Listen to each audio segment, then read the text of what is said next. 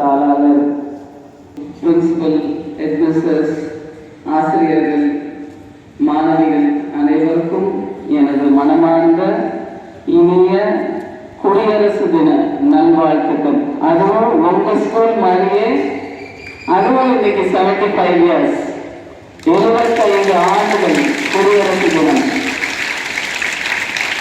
இது ஒரு பெரிய விஷயம். அதாவது உலக நாடுகள் எல்லாம் நம்ம பார்த்தோம்னு சொன்னால் நம்ம நாடுகள் இந்த 75 இயர்ஸ் அப்படின்றது பெரிய ஹிஸ்ட்ரி. இதையும் நான் உங்க ஸ்கூலோட ஹிஸ்டரியும் நான் இணைத்து பார்க்கிறேன். எப்படின்னா, குடியரசு தினம், அதாவது 1947 சுதந்திர தினம். குடியரசு தினம் ஏன் அப்படின்னு சொல்லி பார்த்தா, விடுதலைக்கும் சுதந்திரமுக்கும் டிஃபரன்ஸ் இருக்கு, அதாவது வேறுபாடு.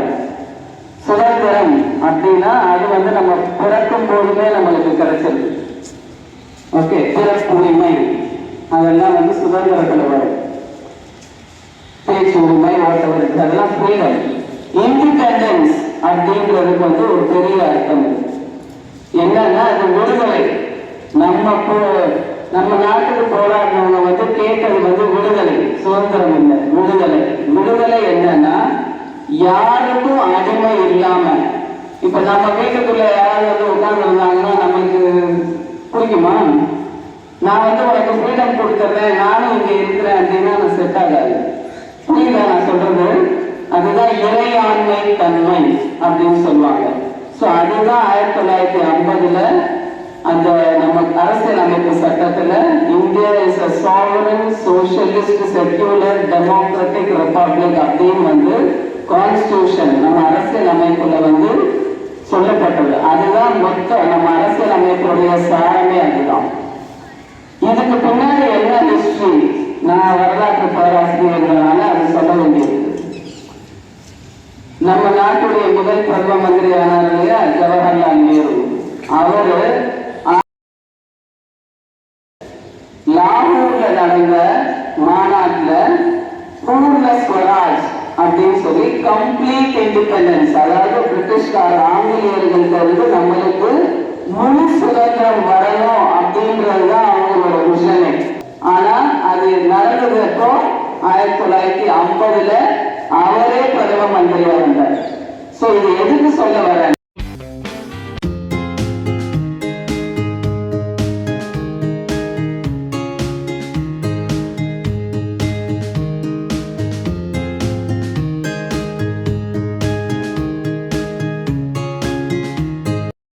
நூற்றாண்டு, நீங்க எல்லாம் 21ஆம் நூற்றாண்டு குழந்தைகள்.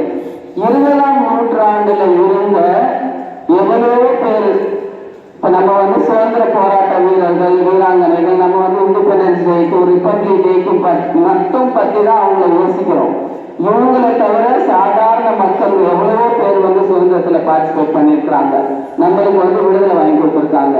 நிறைய அவங்க ஒரு என்ன சொல்லணும்னா, ஒரு உலகம் தோன்றதுக்கு இத்தனை பேருக்கு, எவ்வளவோ பேருக்கு, ஆண்கள் பெண்கள் எல்லாருமே எதுக்கு படைக்கப்பட்டிருக்கிறாங்க அப்படின்னு சொன்னா, ஒருத்தர் இன்னொருத்தருக்கு உதவல், ஒருத்தராலதான் அடுத்தவங்களுக்கு முன்னேற்றம். உங்க ஸ்கூல்ல இவ்வளவு பேர் யோசிச்சதுனாலதான் உங்களுக்கு கல்வி கிடைக்குது இல்லையா? இதெல்லாம் எவ்வளவு பெரிய விஷயம். பெரியார் தெரியும் இல்லையா? தந்தை பெரியார் யாரும் தெரியல. சோ அவர் நினைக்கலன்னா இங்க பெண்களுடைய முன்னேற்றம் தமிழ்நாடுல இந்த அளவுக்கு இருக்காது. நான் இந்த இடத்துல ஒரு ஸ்பீக்கர் மைக்ல நான் இஸ்லாமிய மதத்தை சேர்ந்தவங்க இருந்தாலும் என்னாலலாம் படிச்சிருக்க முடியாது.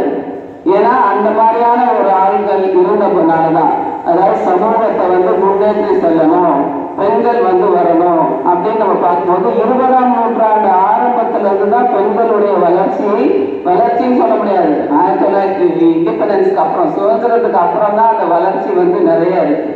ஸோ இந்த வளர்ச்சியை நம்ம பார்த்து கரெக்டா கொண்டு போகணும். ஓகே, ஸோ அப்படி பார்க்கும்போதும் ஒவ்வொருத்தருக்குள்ளேயுமே இப்ப நம்ம இப்ப இருக்கக்கூடிய சமுதாயத்துல நம்ம பார்க்கறது, இந்த மொபைல் போன் கையில வச்சிருக்கீங்கல்ல, இப்ப அதுதான் பேசிட்டு இருந்தோம். கொரோனாக்கு முன்னாடி இருந்த மாணவர்களுடைய மனநிலை வேற மாதிரி இருந்தது. கொரோனாக்கு அப்புறம் அது வேற மாதிரி ஆயிடுச்சு. ஏன் அப்படின்றத வந்து நீங்க யோசிச்சு பார்க்கணும். உங்களுக்கே அது புரியும். எப்பவுமே வந்து அந்த எம்பவர்மெண்ட் அப்படின்ற ஒரு வார்த்தை நீங்க கேள்விப்பட்டிருக்கீங்க. நீங்க சின்ன அதாவது ஸ்கூல் பசங்கனாலும் உங்களுக்கு வந்து அந்த வார்த்தைகள் வந்து உனக்கு புரிஞ்சிருக்கணும். ஏன்னா அந்த பவர் அப்படின்றது அது உள்ள இருக்கு.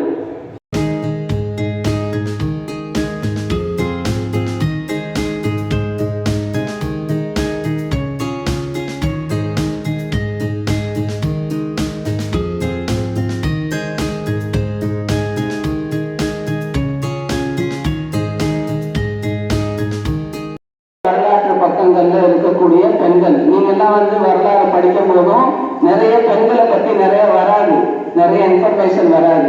நீங்க அடுத்து வந்து நீங்க காலேஜுக்கெல்லாம் போய் படிக்கும் போதும் அப்ப கூட நிறைய இருக்காது. ஏன்னா கொஞ்சம் வந்து நம்ம சமுதாயம் வந்து கொஞ்சம் ஆணாதிக்க சமுதாயத்துல இருந்து, ஆனா இப்போ அப்படி கிடையாது. இப்போ ஒரு 75வது குடியரசு தினத்துல வந்து ஒரு விமன் ரெஜிமெண்ட் வந்து பரேட லீட் பண்றாங்கன்றது வந்து பெரிய விஷயம். இது எல்லாமே வந்து ஒவ்வொருத்தருடைய கனவு தான். சுபாஷ் சந்திர போஸ் உங்க தெரியும் எல்லாருக்குமே யாருன்னு. அவர் வந்து ராணி ஜான்சி ரெஜிமெண்ட். இப்போ உங்களை அந்த NCC ஸ்டூடெண்ட்ஸ் எல்லாம் பார்க்கும் போது நான் அவர் தான் யோசிச்சுட்டு இருந்தேன். அவருடைய கனவு வந்து எங்களுக்கு பழிச்சு இல்லையா?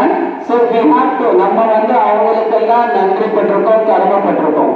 ஸோ இன்னைக்கு நான் உங்களுக்கு என்ன சொல்லணும் அப்படின்னு நினைக்கிறேன்னா, कि मेरे बेटर हाफ मेरे हस्बैंड जो हैं वो भी इस परेड में हिस्सा ले रहे हैं, सिख कंटिजेंट को कमांड कर रहे हैं, तो हम दोनों के लिए देश सेवा का ये अवसर काफी विशेष है. In a historic first, women officers will lead the Indian Coast Guard contingent during this year's Republic Day parade. The Indian Air Force marching contingent will also be led by a woman squadron leader. 2024 will also be the first time BSF and Delhi Police will have an all-women marching and brass bands at the parade. This Republic Day, the spotlight is on women empowerment. The theme this year is India, the Mother of Democracy. The parade's focus is on showcasing the vital role of women in various states. Squadron leader Rashmi Thakur will lead the Indian Air Force marching contingent. 15 women pilots of the IAF will also operate various platforms during the aerial flypast. I'm extremely honored and grateful to be representing the Indian Air Force and especially the flying branch in the Republic Day tableau. It has been a wonderful experience. Everybody came from different places and units. We are all from different branches, and together we are going to march the Kartavya Path as one part, the entire contingent, the 4 officers in the front. So it is going to be a wonderful experience, and we hope that it inspires and motivates the women of the country, the young girls, that they can also join the defense forces and be part of a bigger change in the society. In a significant stride towards gender inclusivity in the country's armed forces, the Indian Coast Guard will also deploy marching contingent led by female commandants.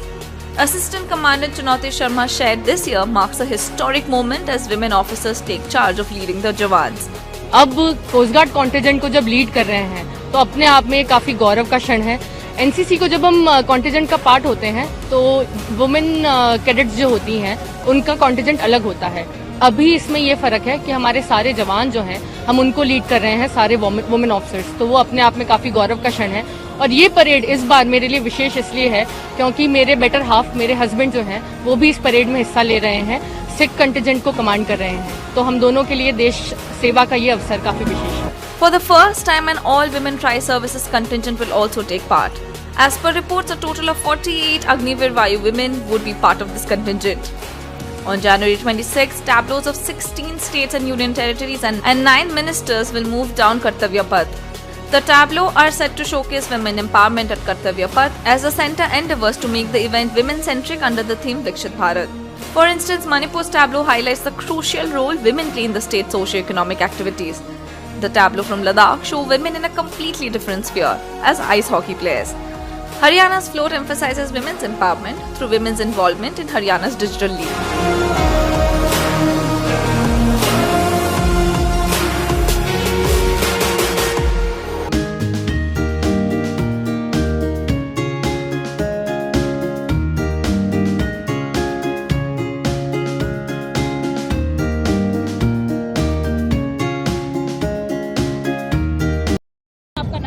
I'm Captain Sharanya Rao. From So I'm from the Indian Army, and we are taking part in the Tri-Services contingent this time. I'm the supernumerary officer who's taking part as a leading the Army component of the Tri-Services contingent. It's a pride moment for us because this is the first time in the history that the Tri-Services contingent would be marching. We are very proud that we have got to interact with the Army, Navy and the Air Force. All three are coming together and we are making a contingent here. तो बहुत ही खुशी की बात है. This year, as you know, that the motto is Nari Shakti. So here, various women contingents are taking part. So we can see a wide variety of contingents which are taking part. Be it the band, be it the Tri-Services contingent, be it the MNS contingent, which is also marching for the first time, be it the Navy, Air Force. So all the contingents have the women officers in it commanding. So it's very proud for our fraternity that we are getting this chance. And as you can see here, all are very excited and very motivated to do this parade on the Kartavya Path on the Republic Day.